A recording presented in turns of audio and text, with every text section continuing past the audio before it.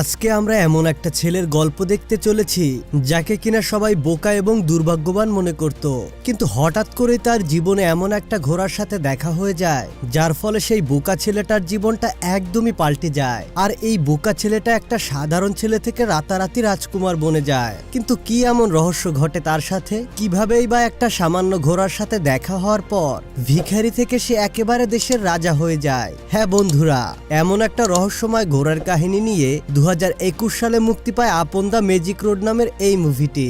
তো বন্ধুরা, আর বেশি স্পয়লার না দিয়ে চলো সরাসরি গল্পে ঢুকে পড়া যাক। গল্পের শুরুতে আমাদেরকে রাতের দৃশ্য দেখানো হয়, যেখানে একটি ফসলের জমিতে একটি জোরালো আলো দ্রুত গতিতে ছুটতে থাকে আর সমস্ত ফসলকেই নষ্ট করে দেয়। মূলত এই আলোটি একটি জাদুর ঘোড়া ছিল। পরের দিন সকালে যখন ক্ষেতের মালিক এই দৃশ্য দেখতে পায় তখন সে খুবই হতাশ হয়ে পড়ে। তাই সে তার 3 ছেলেকে তার কাছে ডেকে পাঠায়। এরপর সে তার সব থেকে ছোট ছেলে ইভানকে রাত্রিবেলা ফসলের জমি পাহারা দেওয়ার কথা বলে, যাতে করে তারা সেই অদ্ভুত আলোর মতো দেখতে জিনিসটাকে বন্দি করতে পারে। এরপর রাত্রিবেলা যখন ইভান জমিতে পাহারা দিচ্ছিল তখন সেই অদ্ভুত আলোর মতো দেখতে জিনিসটাকে দেখতে পায়, আর এটা ছিল মূলত একটি জাদুর ঘোড়া। এটা দেখে ইভান একদমই অবাক হয়ে যায়। ইভান বুঝতে পারে তাদের ফসল এই ঘোড়াটাই নষ্ট করছিল। তাই সে ম্যাজিক্যাল ঘোড়াটা ধরার জন্য একটা দড়ি দিয়ে ফাঁদ পাতে, কিন্তু সেই দড়িটা ঘোড়াটার গলায় পরাবার সঙ্গে সঙ্গে ঘোড়াটি খুব জোরে জোরে দৌড়াতে শুরু করে। এটা দেখে ইভান দড়িটি শক্ত করে ধরে ঘোড়াটির পিছনে দৌড়াতে থাকে। এরপর ঘোড়াটি একটা সময় শূন্যে উঠতে শুরু করে, সাথে সাথে ইভানও ঘোড়াটির সাথে শূন্যে উঠতে থাকে। ঘোড়াটি নিচে নামার সঙ্গে সঙ্গে ইভান জমির মধ্যে থাকা একটা মাটির উঁচু টিলার সঙ্গে ধাক্কা খায়, আর ঘোড়াটি দূরে একটা কর্দমাক্ত ডোবার মধ্যে পড়ে যায়। কর্দমাক্ত ডোবায় ঘোড়াটি পড়ে যাওয়ার কারণে ঘোড়াটি সেখানে আটকা পড়ে যায়। আর এটা দেখে ইভানের ঘোড়াটির জন্য খুবই মায়া হয়, তাই সে ঘোড়াটিকে সেখান থেকে উদ্ধার করে। কিন্তু তারপরও ঘোড়াটি বেশ কষ্ট পাচ্ছিল, কারণ ইভান ঘোড়াটিকে একটা দড়ি দিয়ে বেঁধে রেখেছিল। ঘোড়াটিকে কাঁদতে দেখে ইভান বুঝতে পারে তার বেশ কষ্ট হচ্ছে, তাই সে ঘোড়াটির গলা থেকে দড়িটিকে খুলে দেয়। ঘোড়াটিকে মুক্ত করে দেওয়ার সময় ইভান তাকে প্রমিস করায় সে দ্বিতীয়বার তাদের জমির ফসল আর নষ্ট করবে না। ঘোড়াটিকে মুক্ত করে দেওয়ার পর ঘোড়াটি ইভানের প্রতি কৃতজ্ঞতা জানিয়ে সেখান থেকে চলে যায়।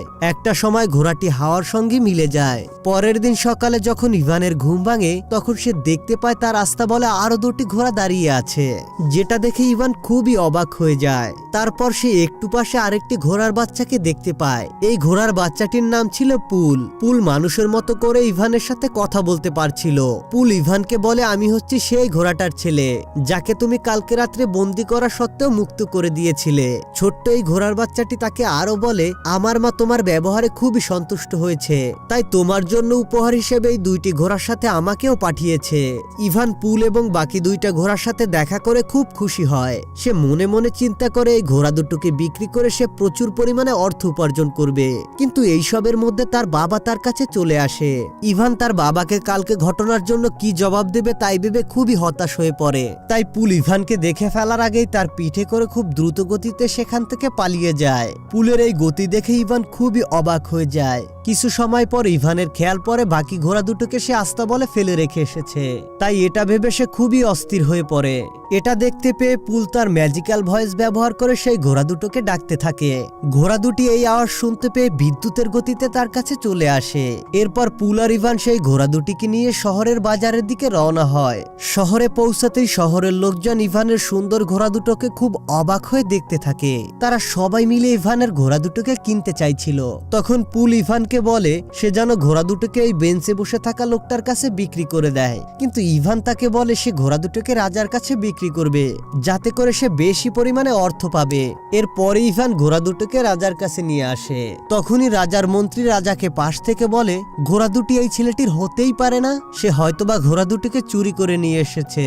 সেজন্য তারা ঘোড়া দুটিকে ইভানের কাছ থেকে কেড়ে নেয়, আর এর পরিবর্তে তারা ইভানকে 1টা টাকাও দেয় না। আর এজন্য ইভানের খুবই মন খারাপ হয়ে যায়। আর এটা দেখে পুল খুব ভালোভাবেই বুঝতে পারে। পুল আবারও অদ্ভুত আওয়াজে সেই ঘোড়া দুটিকে ডাকতে থাকে। এদিকে ঘোড়া দুটি রাজার গাড়ি টানছিল। যখন তারা পুলের আওয়াজ শুনতে পায় তখন তারা সবকিছু ফেলে রেখে পুলের কাছে দৌড়াতে শুরু করে, যে কারণে রাজার গাড়িটা উল্টে আটার বস্তার উপরে পড়ে যায়, যার ফলে রাজার পুরো চেহারা একেবারে জোকারের মতো মনে হয়। এটা দেখে ইভানও খুব হাসতে থাকে, কিন্তু রাজা প্রজাদের সামনে ইভানকে কিছুই বলে না, কারণ এতে কোনো ইভানের দোষই ছিল না। এরপর বাধ্য হয়ে রাজা ইভানকে ঘোড়া দুটির দাম দিতে চায়। তখন মন্ত্রী রাজাকে বলে ইভানকে আমাদের সাথে কাজে রেখে দিন, যেন আমরা তার কাছ থেকে এই অপমানের বদলা নিতে পারি। তারপর রাজা ইভানকে ঘোড়া দুটিকে দেখাশোনার জন্য কাজে রেখে দেয়, আর ইভানও তখন কাজ করার জন্য রাজি হয়ে যায়। আস্তে আস্তে ইভানের পরিশ্রম আর বুদ্ধি দেখে সবাই ইভানকে পছন্দ করতে শুরু করে, আর যেটা কিনা রাজার মোটেও ভালো লাগছিল না। তখন রাজার মন্ত্রী রাজাকে বলে ইভানকে এমন কোনো কাজ দিতে হবে যেটা সে করতে পারবে না, আর এটার পরিবর্তে আমরা তার শাস্তি হিসাবে মৃত্যুদণ্ড দিব। মন্ত্রী রাজাকে বলে ইভানকে আপনি ফায়ারবার্ড আনতে বলুন, যেটার কাছে আজ পর্যন্ত কেউ যেতে পারেনি, আর ইভান এই ফায়ারবার্ড নিয়ে আসতে পারবে না, আর ফায়ারবার্ড না আনতে পারার কারণে আমরা তার শাস্তি হিসাবে ফাঁসি দিয়ে দেব। মন্ত্রীর এই বুদ্ধিটা রাজার খুবই পছন্দ হয়, তাই সে ইভানকে আদেশ করে ফায়ারবার্ড নিয়ে আসার জন্য।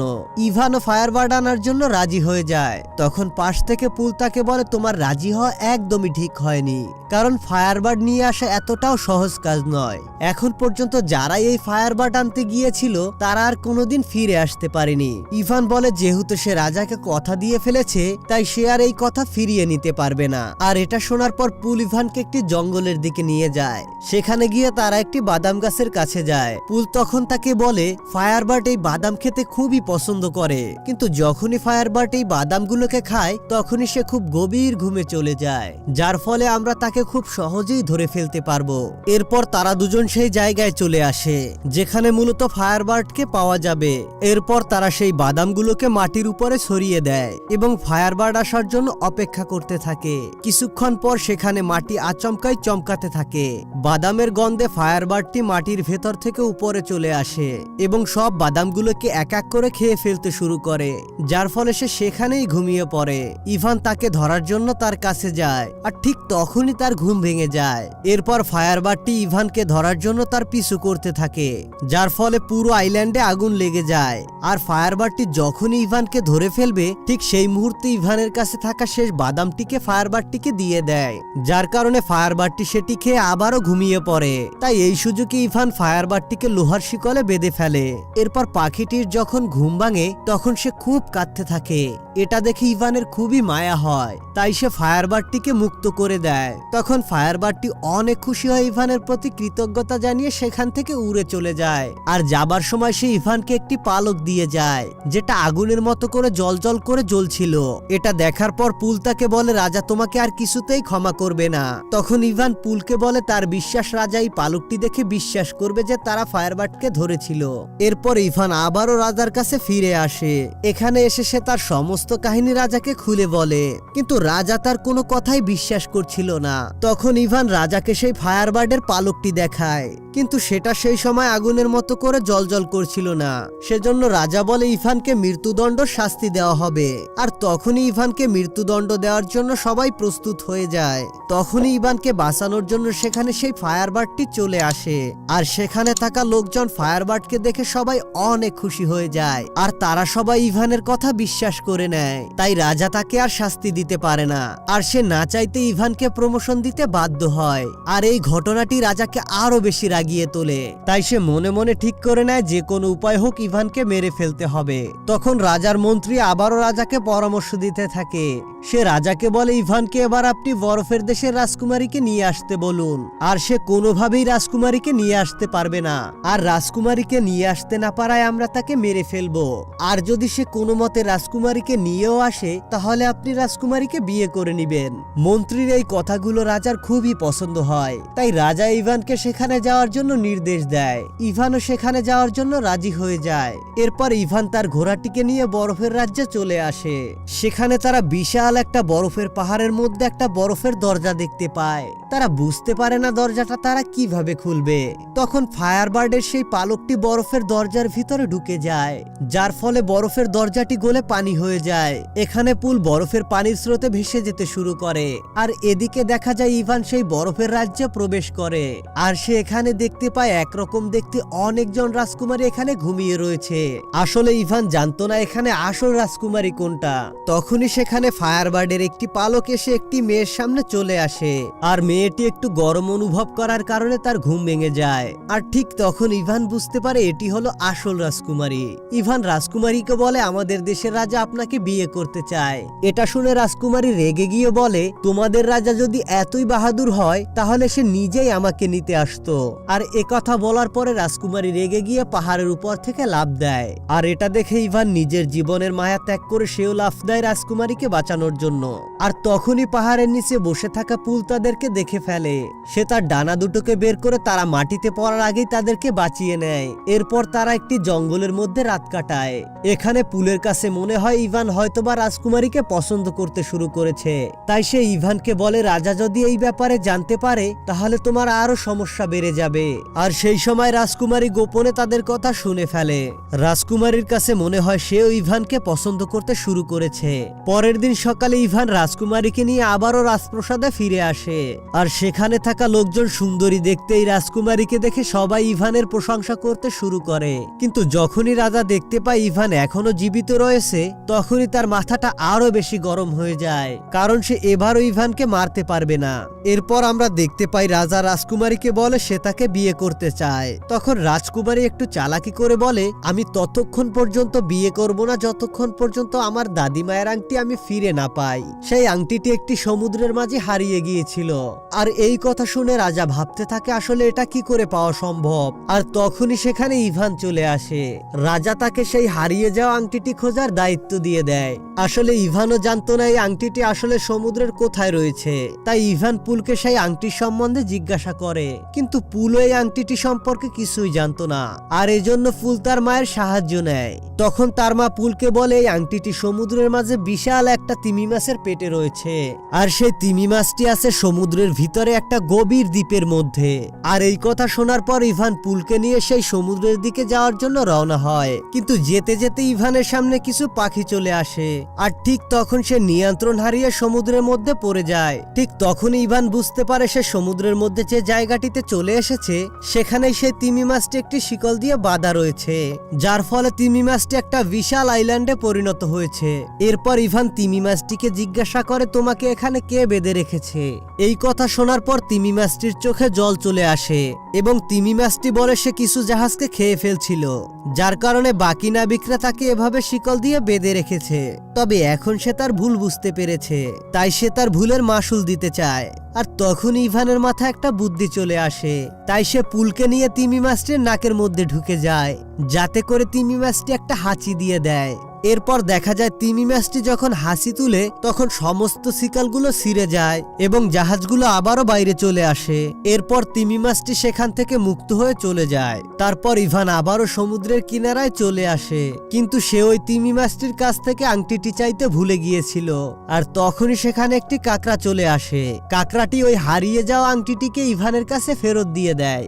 আসলে সেই তিমি মাছটি ইভানের মনের কথা বুঝতে পেরে গিয়েছিল।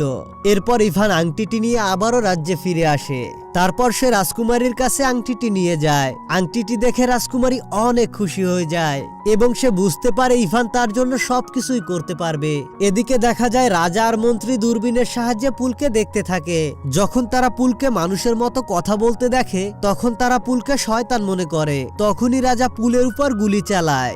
গুলিটি গিয়ে পুলের পাখায় লাগে, তবে ভাগ্যক্রমে পুল সেবারের মতো বেঁচে যায়। এরপর রাজা ইভানের উপর রাজকুমারীকে কিডন্যাপ করার দোষ দেয়। তখনই ইভানকে চাকরি থেকে বের করে দেওয়া হয়। তাকে কারাগারের মধ্যে বন্দী করে রাখা হয়। আর ঘোষণা করা হয় কিছুদিনের মধ্যে ইভানকে ফাঁসি দেওয়া হবে। আর এই কথা শুনে রাজকুমারী একটা প্ল্যান বানায়। সে রাজাকে বলে, আমাকে বিয়ে করার জন্য তোমাকে আলাদা আলাদা 3টি পাত্রের মধ্যে গোসল করতে হবে, যেখানে প্রথম পাত্রে ফুটন্ত গরম পানি থাকবে, দ্বিতীয় পাত্রে বরফের মতো ঠান্ডা পানি থাকবে, আর তৃতীয় পাত্রে ফুটন্ত দুধ থাকবে। আর এই 3টি পাত্রে গোসল করতে পারলে সে আবারও যুবকে পরিণত হবে। কিন্তু রাজার কাছে সব কথা একদমই বিশ্বাস হয় না। তখন সেখানে রাজার মন্ত্রী চলে আসে এবং সে বলে এই সবকিছু আগে ইভানের উপর পরীক্ষা করা হবে। এদিকে এটা শুনে রাজকুমারী একদম অবাক হয়ে যায়। তাই সে লুকিয়ে লুকিয়ে পুলের সাথে দেখা করে আর সমস্ত ঘটনা পুলকে খুলে বলে। সে পুলকে বলে, ইভানকে বাঁচাতে হলে সেই গরম পানির পাত্রের মধ্যে আমার দাদির আংটি দিয়ে দিতে হবে, আর দ্বিতীয় পাত্রে যেটার মধ্যে বরফের মতো ঠান্ডা পানি থাকবে সেটির মধ্যে ফায়ারবার্ডের পালক দিতে হবে, আর তৃতীয় পাত্রে বেতাল ফ্লাওয়ার দিতে হবে। কিন্তু প্রথম দুটি সম্পর্কে তারা জানলেও তৃতীয় বেতাল ফুলটি সম্পর্কে ঘোড়াটা কিছুই জানতো না। তাই পুল ওই বেতাল ফুলটি সম্পর্কে তার কাছে জিজ্ঞাসা করে, আর রাজকুমারী তাকে বলে দেয় এই ফুলটি দুনিয়ার শেষ প্রান্তে রয়েছে। তাই পুল সেই ফুলটি আনার জন্য বিদ্যুতের গতিতে পৃথিবীর শেষ প্রান্তে ছুটে যায়, আর সেখানে সে বেতাল ফুলটিকে পেয়ে যায়। কিন্তু পুল এখানে জানতে পারে এই ফুলটিকে যে ছিঁড়বে সেই মারা যাবে। তারপরও পুল তার জীবনের মায়া পরোয়া না করে বন্ধুকে বাঁচানোর জন্য সেই ফুলটিকে তুলে ফেলে। এদিকে দেখা যায় কথা মতো 3টি পাত্রেই পানি নিয়ে আসা হয়েছে।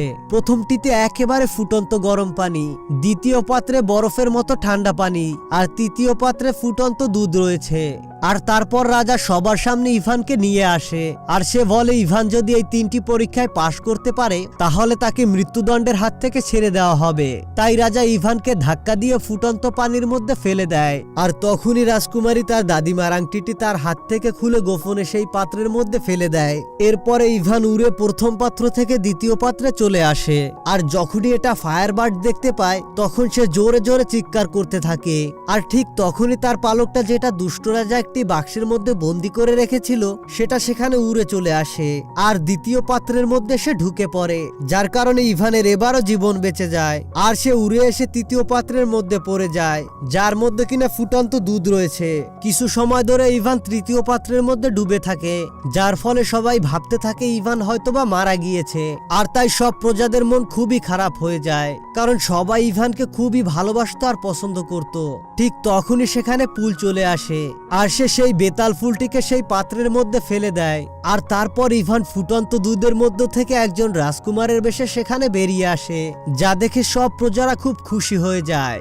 আর এটা দেখে কৌতূহলবশত রাজা সেই প্রথম পাত্রের ফুটন্ত পানির মধ্যে লাফ দেয়। আর কিছু সময় পর সে একটি বাবলের মধ্যে বন্দী হয়ে উপরে চলে আসে, আর সেই বাবলটা রাজাকে নিয়ে ওখান থেকে চলে যাচ্ছিল, যা দেখে সব প্রজারা হাসতে শুরু করে। আর সব প্রজারা মনে মনে অনেক খুশি হয়, কারণ তারা এই রাজাকে বেশি একটা পছন্দ করত না। এরপর সবাই ইভানকে এখানকার রাজা হিসাবে মেনে নেয়। তারপর ইভান রাজকুমারীকে বিয়ে করে নেয়। এদিকে পুলকে দেখানো হয়, সে ভাবতে থাকে সে হয়তোবা আর বাঁচবে না। তখন রাজকুমারী তাকে বলে, তুমি মারা যাবে না, আর এটি একটি পরীক্ষা ছিল মাত্র, যেটাতে তুমি খুব ভালোভাবেই পাশ করে গিয়েছো। আর এই দৃশ্যটার মধ্যে দিয়ে গল্পটা এখানেই শেষ হয়ে যায়। তো বন্ধুরা, তোমাদের কাছে কেমন লাগলো এই অসাধারণ গল্পটি, তা তোমরা কমেন্ট করে জানাতে একদমই ভুলবে না। দেখা হচ্ছে পরবর্তী ভিডিও নিয়ে। ততক্ষণ পর্যন্ত ভালো থেকো, সুস্থ থেকো। আল্লাহ হাফেজ।